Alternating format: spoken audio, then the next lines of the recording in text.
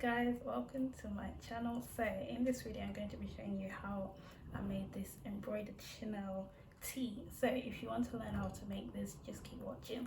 What I'm going to do is leave a time card in the description so you can find out how to make the different stitches and go back and forward if you need to. I can say this did take me quite a while, but once you get the hang of it, it's quite easy to do. You can do it while you're watching a movie or listening to music and just make fun of it.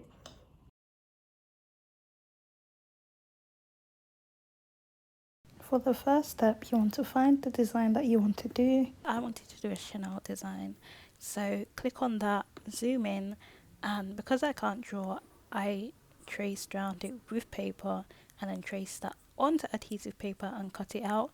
If you can draw really well, you can skip that and just draw it freehand. Once you've done that, you can peel off the adhesive paper, stick it on your t-shirt and trace around it with either a pencil or a washable marker. And once you've done that, this is what you should be left with. Once you've done that, you can pick the colours you want to use and get into the stitches. So the first flower I'll be showing you is a rose. So what you want to do is make a knot in your thread and stitch up in the centre of where you want your rose to be. And from that point, it's pretty much straightforward. You just want to create a star shape. So I'll just leave you to look at what I'm doing and it should be self-explanatory. A key thing that you need to bear in mind, make sure that you have 5 stitches. So that's why I said a star. If you don't have 5 stitches or an odd number of stitches, the rose will not work.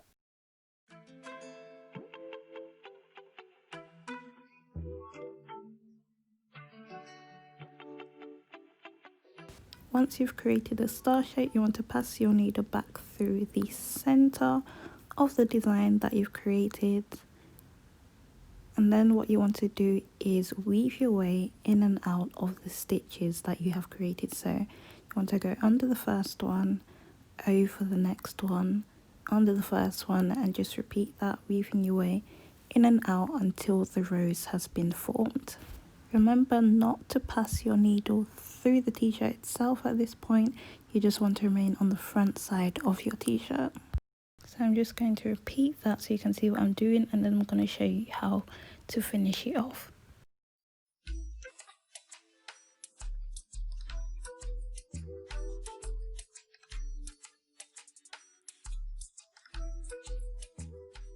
Just look how cute that is. So once you've created the rose, what you want to do is find one of the 5 stitches that you made originally, push the needle back through that and pull it all the way down, and then you just want to tie off the thread and snip it. Tying the thread is just the way that I've learned how to finish an embroidery stitch. I'm sure other people would say you can end your stitch in another way, but this is just what I do. If you are going to knot it, I would recommend doing a double knot just so it doesn't come loose afterwards, especially when you wash it. So yeah, just bear that in mind. So the daisy flower is quite similar to how you go about creating the rose. So what you want to do is stitch up from the center of where you want your daisy flower to be, and then go ahead and create a star. And from that point, you just want to go ahead and continue filling in the gaps with stitches until your daisy is as full as you want it to be. So I'm going to show you that one more time, and then I'm going to speed it up so you can see the end result.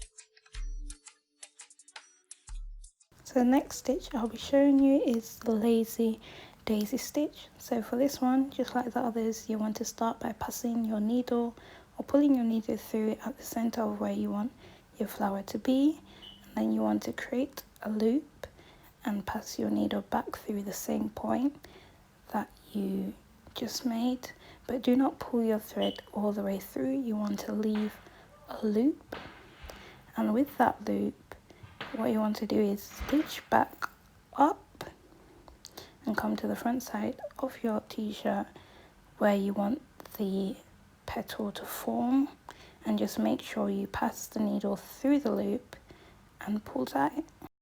And then you want to attach that loop or petal by stitching outside of the loop but right next to the stitch that you just made, just to secure the petal in place. And then you just want to go ahead and repeat that process. So pass your needle through the center, make sure you create that loop and pass your needle back through the center, but don't go all the way through.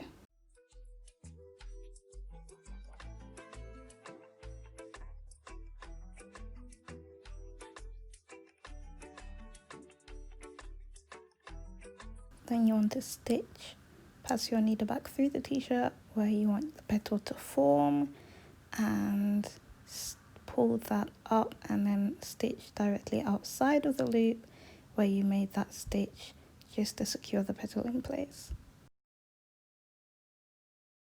This stitch can take a while to get the hang of, so if you do need to bring it back or slow it down just so you can get it, feel free. I'm going to see if I can insert the time card as well.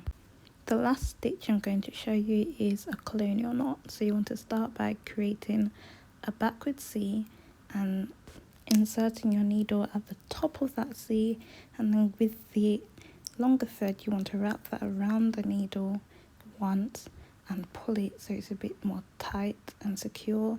And then what you want to do is secure that knot by stitching next to where you inserted your needle initially. So pass your needle back through the t-shirt and make sure that you hold the thread whilst you are pulling the needle down, just so you make sure that that knot stays tight and secure. I feel like I did a terrible job at explaining that, so I'm going to repeat the clip. Hopefully the visual should give you a better idea about how you can create this knot properly. Like I said, I'll leave the time card in the description so you can go back and repeat this clip as many times as you need to until you feel like you've gotten the hang of the knot. So for the t-shirt I did an assortment of the 3 flowers and filled in the gaps with the colonial knot.